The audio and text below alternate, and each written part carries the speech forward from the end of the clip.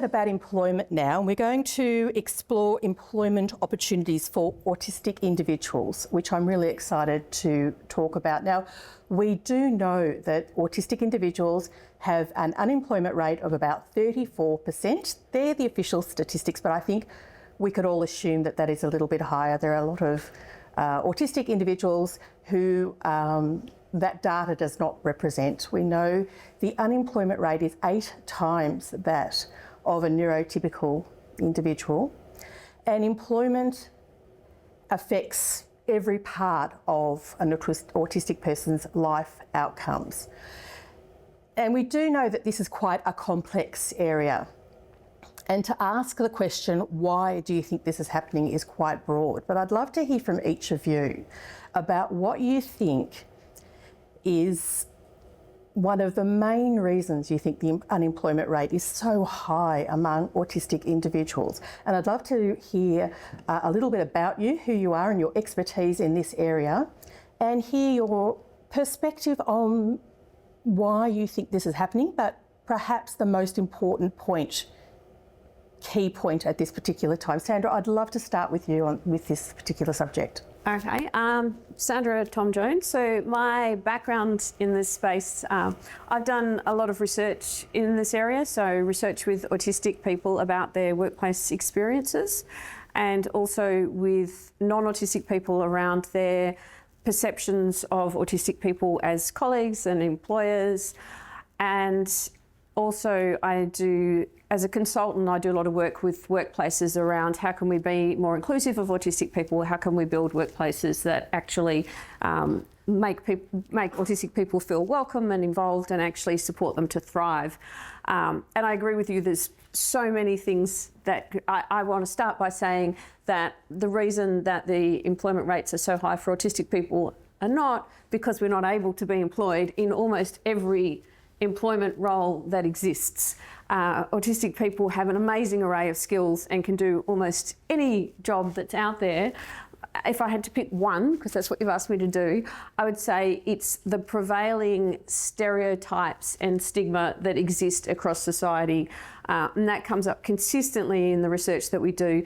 People believe autistic people have certain deficits and only have certain skills, and those barriers come up for autistic people in every step of the employment process. You apply for a job and people assume, if you disclose that you're autistic, they assume you're going to come with all kinds of challenges and limitations. If you don't disclose you're autistic and then you go for the interview and you don't communicate exactly the way that a neurotypical person will, they make assumptions about your behaviour. If you're lucky enough to get the job, it's not about your performance in the role, it's about your social interactions. There's just so many things that we are working in a world that is built for neurotypical people around neurotypical expectations of how we communicate, how we interact, how we experience the world. That's where the barrier comes, not our capacity to actually do the work. Look, you've raised a great point there, and I think I'll ask you, Tammie, because this is your area of expertise, especially when it comes to rights among employment. And I attended your workshop and I learnt quite a bit that I'm going to now share with all my community. So Sandra raised a great point that, you know, autistic individuals make great employees, and there are lots of barriers. So from a rights perspective, what do you think is stopping employers from embracing autistic individuals in their workplace? Do you think that they think it's too hard, or do you think that it might affect their return on investment by investing in this employee, or do you think they just don't know the rules and regulations and what they can actually get as support? I think it's a bit of everything that you've just said, to be honest. Definitely the lack of understanding, definitely the too hard basket. They want to make money at the end of the day. Most businesses are capitalist and they're looking to make profit, which is all well and good. But that does exclude many autistic people from even getting their foot in the door for an interview, for example, because, you know, if they disclose, then they're going to be likely rejected, and that's a real shame. What do you think the particular rights do you think employers know the support that they can get for employing autistic people? I think the supports that are out there aren't really advertised very well. So the fact that, I mentioned earlier that headphones can be purchased as an accessibility measure, how come they don't know that? I think that, how come? Well, I mean, I have my theories as to why, but it's cheaper for the employer to pay out of their pocket. So the government programs do exist, but they sort of just live in a little website hidden away, and people don't know about it. Do you think we can move forward sooner rather than later? I suppose my question is. Who can move forward? The employer in embracing autistic employees and seeing the advantages of doing so. I think that the education needs to come as quickly as possible. Do you think employees are open to learning about these supports? Do you think that the system is geared for them to learn about the supports? So before I joined AV and I was just doing the entrepreneurial thing myself, I joined, overall, to put it in a nutshell, I always say I work on the autism employment problem. So I joined the world's largest networking organisation with nothing to sell, nothing to do, just to figure out and talk to small business owners, big business owners about that gap. And I'd say if I was to put it down to one key thing, it's they don't know how to handle the communication gap for one. We are hypersensitive and they're hyper scared, because a workplace, especially in some work environments, they're not nurturing places, right? I was a baker. It's a pretty rough, you don't get, if you're saying, boss, I'm feeling a bit anxious today, can I have the day off? There's not a way I would have even said that. And another thing is I never disclosed anything to anyone until I joined AV. So, I didn't even have that option. But yeah, the big gap is just, we're trying to ask these changes of them and they're already too busy, too tired, too run down. So there's two things. They don't know how to approach it and they're scared to approach it because they have, if they just bring someone in, they have no intermediate. So that's what I was going at to provide, and that's essentially what my enterprise provides. So, if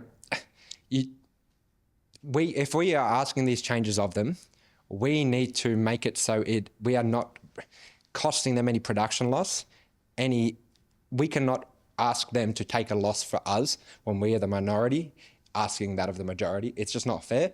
So yeah, you really need to figure out their problems and come to them with the solutions. And then we work for the middle ground to find that, because they need an advocate. So the way I look at it is, if I was to try and do it, you need to put an advocate in the workplace that you're putting our people in, especially the ones who are training. They need to have a translator, like Kyriakos was saying. If we did that, not only that, the accountability needs to be on us, on the outside organisation. We've shared accountability. We can't ask them to take all the accountability to do all these changes. So, another thing Kyriakos loves, and I use it considering, meet in the middle. No, look, and that's fantastic. And I think having an outside person come in to facilitate that help is a huge advantage that I think all employers need. Rebecca, I'd love to get your opinion on this, because a lot of employers, I should say, rely on their already autistic talent to train and educate their business on employment accommodations. I'd love to get your thoughts on that. So I think firstly, there's power in being able to communicate how accommodations for autistic people benefit everyone. I think that the idea of universal design within workplaces is really powerful. And we saw coming out of the UK, there was a study into autism and employment. And a lot of what came out of that was we need to make these accommodations for everybody, because we don't know necessarily that every single employee will be diagnosed or will know that they're autistic. So actually, we need to make our workplaces more accessible generally. I think that it can be really difficult to be an employee and advocate for certain needs and accommodations, especially when you don't know what those look like yourself. I know that, for example, I've learned a lot about how I work best from other people telling me and educating me on how to ask for those accommodations. I'm really lucky in my workplace that I'm very, very well supported. Our manager, helps us to advocate for things that we need within the wider organisation, which is amazing. But I have been in a lot of situations where, or workplaces where that wasn't the case. And I think that it can be really, really challenging, especially when you are within a workplace that's supposed to be supporting people, to not understand why you can't be well supported yourself. I agree with everything you said there, and you've mentioned some of those accommodations. I wonder if any perhaps Tammie, you might be able to answer, what do those accommodations look like in the workplace for an autistic person? It's different for everybody, really. So our team is purely autistic or neurodivergent, and they all have different needs. So some, for example, might need some quiet time with laying on a cloud sack or a beanbag for a while just to regulate, or some might need increased amount of managerial support. Some might need tasks broken up for them and some prompts and some reminders. It really looks different for everybody, and I think this is where the universal design comes in, is having systems in place that can adapt to everyone's different needs. And in terms of needs, Sandra, perhaps you can chat about what would you like to see the recruitment process like in a workplace? If HR, the Australian HR Institute have told us that, more HR people, I think it's something like over 84% of HR would like to see more diversity, inclusion and accommodations in their workplace, but they don't actually know how to do it. So if we were going to start from the top in recruitment, what advice would you give those HR or those teams looking to recruit to make the process of employing autistic individuals more accessible? I'm really glad you asked me that question, because I'm actually writing a chapter for my book at the moment that's actually on that, so my head is completely in that recruitment space. I think there's a lot of steps to it. The first step is really about the actual job advertisement itself. So one of the first things to think about, and this comes out of the literature and it also comes out of my consulting work, working with lots of autistic job applicants. We do, and the evidence supports this, we tend to undervalue ourselves, probably because we've gone through life being told by everyone else that we're not good enough.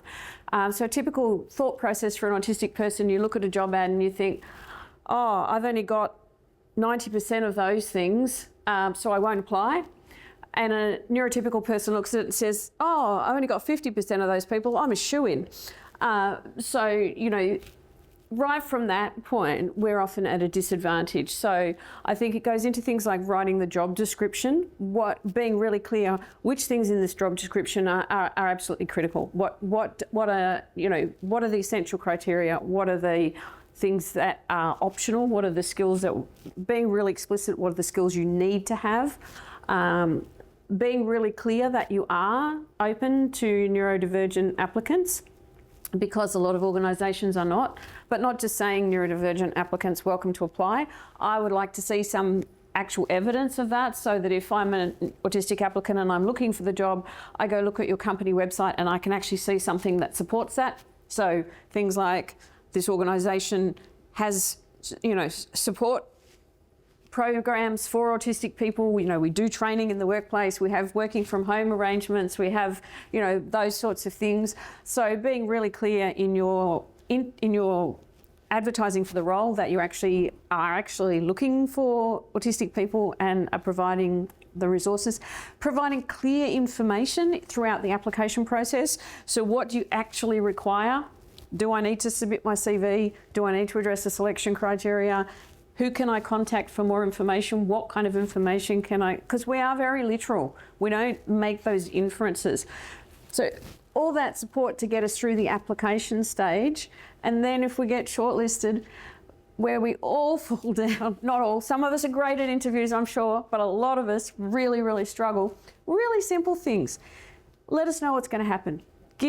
And this helps everyone, not just autistic people, questions in advance, all right? So that we don't sit there and you ask me a question and I don't have the information processing time. Give me the questions in advance. Let me know in advance what the interview is going to be like. How long is it going to last? How many people are going to be on the panel? Break those questions down so that I actually, don't ask me to come up with weird hypothetical answers. That's not how would we think. How would you behave in this situation that's never actually happened, right? That's not.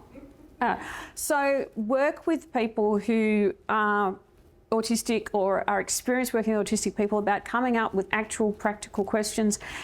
And when you're interviewing me, don't judge me on whether I make eye contact and I smile and I model your body language, because I'm applying to do a job, right? Not to be part, I'm not a model, I'm not an actor.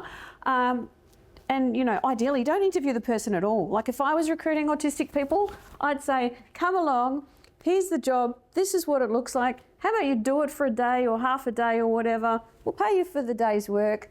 And I guarantee there's that one step alone, you'd hire a lot more autistic people, because I guarantee they come in and they do a better job than most people.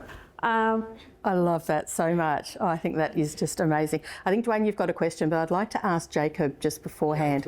I know you're twitching because you actually coach or mentor young job seekers, and I'm wondering how you prepare them to enter the workforce.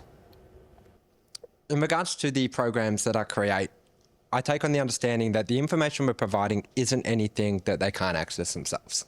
YouTube's got plenty of resume writing information, all these sort of things. So my key objective, which is essentially what I'm employed for even right now, is to be a bridge of that information between what is being written in a neurotypical sense, because I can kind of make sense of the neurotypical world for them, and then speak it to them in a way that is built for them. They're in this environment, they can ask questions, they can break it down. There is no stupid question. I just want to make sure that they're clear and they have clarity on what to do. It's just, again, just making sure it's got that autistic-led and that lived, just understanding those, because I don't take on I've been able to get a job, I've been able to do things, so I take on the impression that anyone else with autism can do that. I understand they have different needs and stuff than me, but I look at them all as realising, I know, because I learned for myself, we have more power than we understand. So, I just take on that and how can I just break it down in a way that they understand? Because that's all they need. Once that light is switched on, that introspection's there. Generally, a lot of the stuff, the learning then becomes, self-fed, and that's where it grows and moves on. Because the reality is, if you don't trigger that, then as soon as they leave that workshop, they're not going to apply any of it. And with the teens program, for example, engagement's already an issue. And, across the board in the stats that people don't follow through on workshops and things like that too. So I really just try and... Follow through. Are you talking about the young employers? No, I'm just talking about across the board, that follow through is in anything from masterclasses to workshops. People don't, after say the 3-month point, I think it's about 5% or less are still doing what they went there to learn or implementing. So you go into that and I just go, okay, I need to get them to have that spark and I need to explain it to them in a way that they understand, and then the learning becomes something they do for themselves. Now, the bit I was twitching about and wanted to add in is something I've thought about. I haven't implemented myself, but when we talk about what can we do to change the process and make it a bit different to give us a little bit of an advantage is I think the problem is we look at jobs. Right, jobs are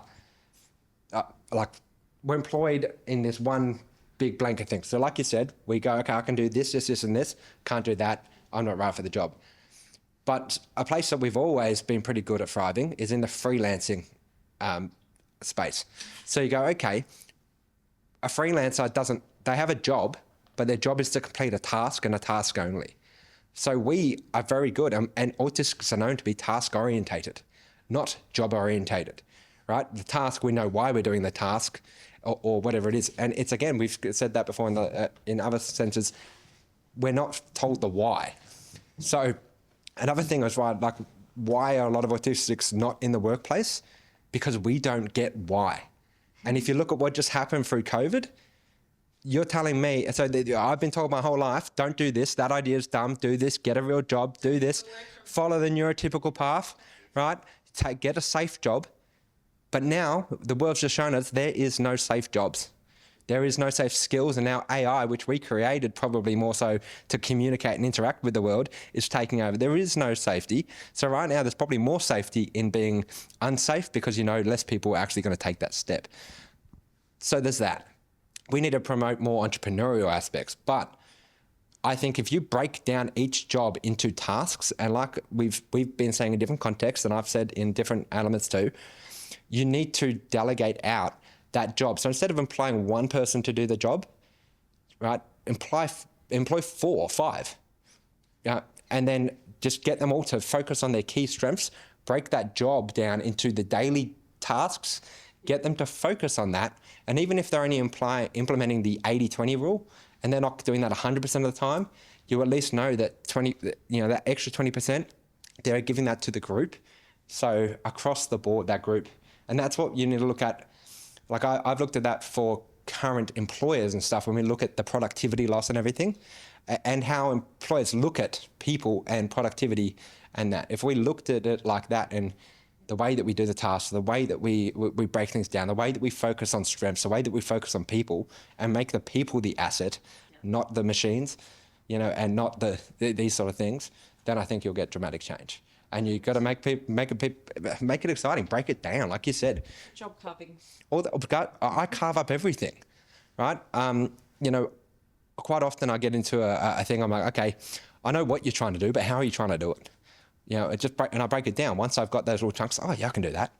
And again, so it's just break it down, and that would excite people. We need someone to do this part of this job. It could take this long, right? Why doesn't it be contract work? If you've got consistent contract work, that is the same as in full-time employment. We just got to shift the narrative on what it is in general. That brings me to that. This panel is amazing. It's got really good insights all the way through. But I agree with you on echoing the points around the businesses need to see value, and that's the reason that prevents a lot of things. But with what you're saying, with regards to recruitment process all the way through to the end, you described it eloquently. It actually is performed very simply. It's literally a video explaining what the job is, what you're going to do, and how you're going to do it. And the way we do it at Minds at Play is that we interview you in the sense of you're running this session. It's 30 minutes long. And afterwards, we'll ask you some questions about how you went. And at the end of it, you either have a job or you don't. We can teach you to do the admin task, but the primary role is running a game for X amount of people in this format. If you're able to demonstrate that in the first 30 minutes, try again. If you didn't succeed, try again. We got no problems with that. Get that basic task, and that's how we do the thing. It's the task focus. And we saw similar elements of that when we did work in government around the Autism Tailored Talent Program as well. And they focus on what is the primary task, which is not sitting in interviews all day. It is purely doing the work that you're supposed to do 90% of the time. But thanks again, Phil. That's what more employers need to do, but they don't. So congratulations to you guys, because that's exactly, I know because I worked in academia for a very long time, and we have all those terrible processes where, you've got to ask all these questions against the selection criteria. But one of the things that I used to do, which I place a lot more value on than the interview, was I would actually give my applicants a task. So if I was recruiting research assistants, I would say to them, okay, and I want you to write me a 2-page literature review on this topic, or I want you to do me a bibliography on this topic. And then I could take that into the assessment process. And I'll tell you, 99% of the time, the autistic candidates did the best piece of work on that task, because that's where our strength is. If we look at people in my discipline, right? Autistic people are really great at focus and drilling down and gathering facts and organising and logic, and not great at the interview. But hey, I wasn't going to be hiring these people to sit there and do interviews all day. I was hiring them to sit there and do research, right? So that's what I want to know if they can do, not if they can perform. And so, good on you at Minds at Play for doing that. But more organisations need to do that. That's kind of how we got to 60% people with disability and then all the other diversity metrics that you need to hit. I just want to add one last thing to that. You know, I kind of heard we're flipping the narrative a little bit in, you know, the way we go about doing things. And I thought about it in the way of my donut shop, for example, where, you know, if I try and tell my clients, you are there to do customer service, they're like, I suck, I can't deal with people. But that's not how I frame it, because that's not what they're there to do. They are there to work on their social skills. That's it. And I pay them to do that. So they're doing the customer service by default because they are standing there serving customers. The donut's just a medium of exchange, but they are just practicing. And when you frame it like that, they're like, oh, I can try. Yeah, I can practice. It's different. And that's what I mean. It's like some of these things are simply just the way that we're framing them. And just to... And that's probably a great segue into the question I wanted to ask you, Rebecca. So Sandra's explained to us about the hiring process, and I couldn't agree with you more about that. But what do you think organisations could do now in their workplace? I know there's lots of things they can do that cost very little money and very little effort to implement, because we all know they already have autistic staff. They just too afraid to disclose, or if they haven't disclosed, because statistically, they are going to be neurodivergent staff in their cohort. So we need to nurture and prevent burnout and mental stress and anxiety for those existing employees, but also for those new autistic employees coming on board. What advice would you give to workplaces that they can implement that are very easy to do so? I think flexibility is really key. My ability to work from home, for example, has completely opened up my life. So when I had to work in an office all day, I would come home and I'd be so exhausted that I would have to pull myself up the stairs and I would just go to sleep. I had no self-care, no well-being, because I didn't have the energy. So that flexibility, if people can work from home, why not? If people prefer to sit in a certain area of the office because it's slightly less overwhelming, well, why not? And I think that's what it really comes down to as well. It's like, why not? If you can give me a really good reason why you can't provide this accommodation and it actually makes sense, then sure. But most of the time, these things are so simple and so easy. It's just about people's perception of, well, if you work in an office, you must be in an office. Well, but why? And I think as well, just coming into, I guess, one of the barriers when you get into the workplace, for me, the why is really, really big. So I have often ended up in trouble because I am a little bit inclined to question authority, especially if what they're saying doesn't make any sense. And so a lot of the time, one, having the safety to ask that question is really, really important. Or if it's just explained to you straight up, the reason that we have to do it this way is because, and to me, I'm like, oh, okay, that makes perfect sense. But if you don't give me that reasoning, I'm not going to comply. It's really hard for me to comply with things that don't make any sense. And especially when I can see better ways of doing things as well. So that's another thing that's gotten me into trouble a few times. I can often see the solutions to problems that businesses or organizations I'm working for are facing. Unfortunately, a lot of the time, managers do not like to hear those solutions, even if, they make perfect sense. So again, I've gotten into trouble for sort of going outside of my sort of pay grade, or not really understanding organizational hierarchies very well, because again, humans are humans to me. I can't understand this idea why this person who is in this position is somehow more important than anyone else, because we're all human beings and we all matter. So a lot of the time I've kind of gotten in trouble for jumping over sort of, what do you call them? Lines of, chains of command. And a lot of the time, again, it comes back to that why. Well, why can't I just go and ask this person I want to ask this one person a question. why do I have to go through like 18 different people to ask this one question? It just wastes time, it's inefficient, and my message is probably going to get lost in that process as well. And also on interviews. I think a lot of the time people forget that there is power differentiators between an employee and an employer. And one of the things we do at Future Tech when we're we call it interviewing. It's not really an interview. It's more like a casual conversation. But the first thing I do is tell the person about myself. I tell them about my journey. I let them get to know me a little bit before I start expecting them to divulge information about themselves, because I just think that that's not fair.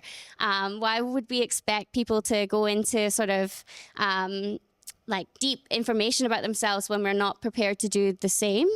I think that is really important. And just, I guess as well, understanding and acknowledging that a lot of the time autistic people are not coming into jobs at sort of a zero. We have a lot of trauma, usually due to past experiences. And so a lot of the time, you know, even the best, most inclusive, wonderful workplace, an autistic person might be coming into that with serious difficulties around trusting others because of the past experiences. So we need to understand that even though, you know, we might be doing everything right, we might actually have a bit of work to do before that person is able to trust us as employers. Yeah, no, 100% agree. Tammie, I wanted to ask you a question about what locally they could do at government level, both local government and also state government. But before I ask you that question, I want to see, are there any questions that anybody has for any of the panels before we move on? I was the same character. That's why in school I was the class clown and the class captain. You know, and I think in some sense we're probably that in some way. It's probably why we're in this room right now. I think it's why you are the person and had the success you got. And another thing is, so I'm working backwards here from the, yes, that you said the managers don't like it and when you tell them that something's wrong, and I agree, but I have a certain experience that I can speak to that I did. So I worked in a warehouse in London. No experience prior to that. It was just a job while I was traveling. And I was employed to be a picker, and that's it. And then sort of a couple of days in, they started training me. They trained me. Then they got me starting to train other people, then doing other things, whatever else. So what I then did is, you know, I started kind of intermingling in different areas, and I was seeing different problems, and I was sort of just had my mind in different areas. So what I'm trying to say here in a nutshell is think like the manager, put your mind in the manager's place, because where you said they don't like to hear it, I wouldn't tell them I'd do it. Right? So this one day it was a busy day. You know, me and the picking team, who I was just naturally became the leader of, even though I wasn't in that position, we were well ahead. I looked in the manager's mindset. I looked at the sheet, looked at what's going on. I used my bakery mindset to look at the production line, because a lot of business, it's just transferable skill. I then realized that packing was behind. So I then went and stood next to a packer and said, show me what to do. They're like, don't do that. You're going to get in trouble. I'm accountable for me. Let me worry about that. Show me what to do. They did. I did it. The manager came over, and the manager said, what are you doing here? That's not what you're meant to do. I just said, sure, we're 10 picks ahead. You're 15 behind here.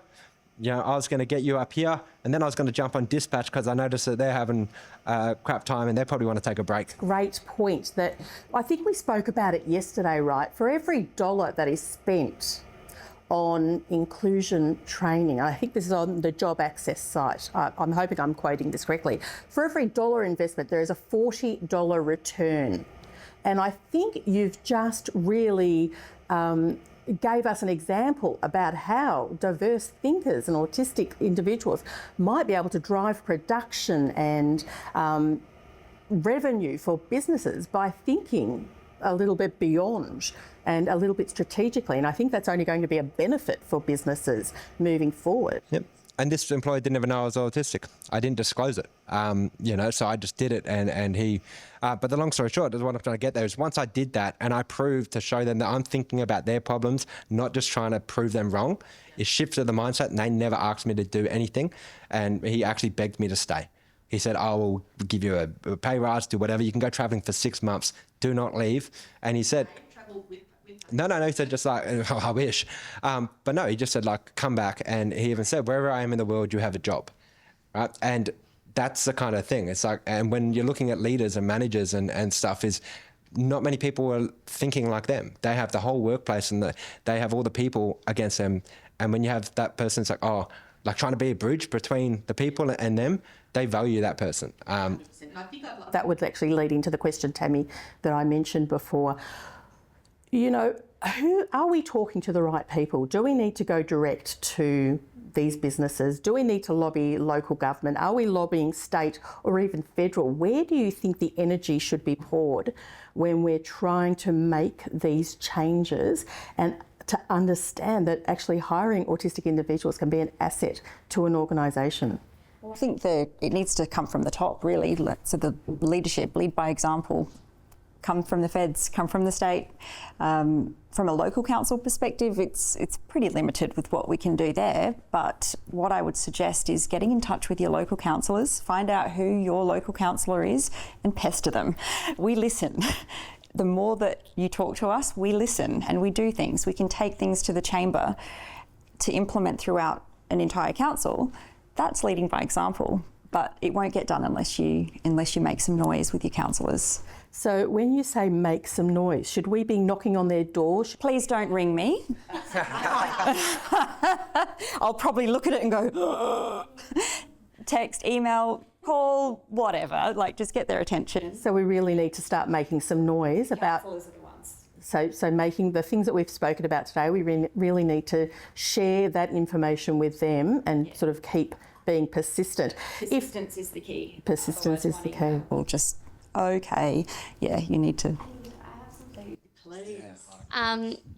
So I think it needs to come from the top and from the bottom as well. I definitely have noticed in my work with Aspect and the Autism Friendly team around the difference in resources to be able to implement some of these changes in corporate organizations versus, smaller nonprofit or government funded organizations. And I think that there is definitely opportunity to get into these larger organizations with a bit more money. And, as we see these other organizations doing things better, that puts pressure on government to then implement policy changes. And it kind of comes as a bit of a circle. We see it in terms of like social enterprise and the increase in uptake in social enterprise and people buying from social enterprises. It's coming from the bottom up as well as, top down. So I think there's definitely room to be, implement. Exactly. Yep, absolutely. So we do need to wrap up the session. I'd like one sentence from each of you, perhaps starting with, maybe Rebecca, we could start with you and work our way down. One sentence on what you think we should be focusing to actually lower that 34% of unemployment rate. What would be if you only had to choose one thing to focus on, what would it be? I think ultimately autistic people in leadership positions is going to have the largest impact on not only how many autistic people are employed, but also the experiences and sustainability of that employment once they get there. Come with the solution, not the problem. Oh, I hate that saying. Or, no, I don't even know if it was a saying, but what I'm meaning is to you, it's where... the end. I had a manager who used it all the time, and it was like, but I don't have the solution. That's why I'm coming to you. Yeah, no. But what I mean is, when people I find are reaching out to their councils and stuff, it's coming from a point of, you're doing this wrong, this is the thing, pointing out the problems, but never really giving them any support to find the solution, which we're complaining about. So there's no accountability. There's no real thing for being the person who's complaining. If you're not doing anything about it, you shouldn't be complaining anyway. But the point I'm trying to get at is, the NDIS is called the National, the Disability Scheme because they gave it to the people to do because the government has no idea how to manage us. That's what we're hearing across the board in business. People don't know how to deal with us, only we do. So what I'm saying is, my first sentence was going to be like, your voice has more power than you think, or you're more powerful than you think. But come to people with solutions-based conversations and complain about the solution. Bring up the solution, like the problem in the solutions, not just in the problem. That makes so much more sense now. I actually love the fact that we all don't have to agree because that's the discussion, and I think it's really valuable. Tammie, what would be your one sentence? A point that I want to make is that we're often accused of being very rigid. I think they need to look at themselves in the mirror and stop being so rigid themselves. There is plenty of room for flexibility in a job. We've proved that. And the second point is learn about autistic communication. It's really important to understand that we communicate differently, and that does not mean that we're not capable of doing a job. And that's all I have to say. Amazing, agreed. Sandra, what would be your main? Well, you already took my first one, which is about leadership. I would say that work is also about the people that you work with. It's not just the people you work for.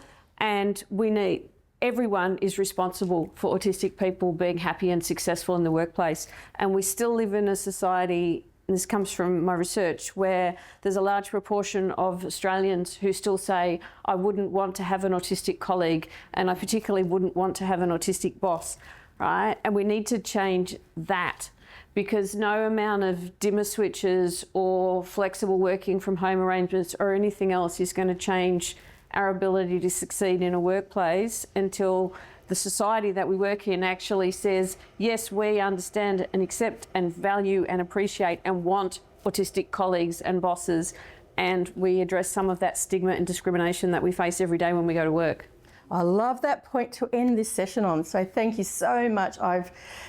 I'm so passionate about this topic, and I hope everybody, both job seekers and employers, listen to this and really understand that we bring huge value to organisations. So thank you very much.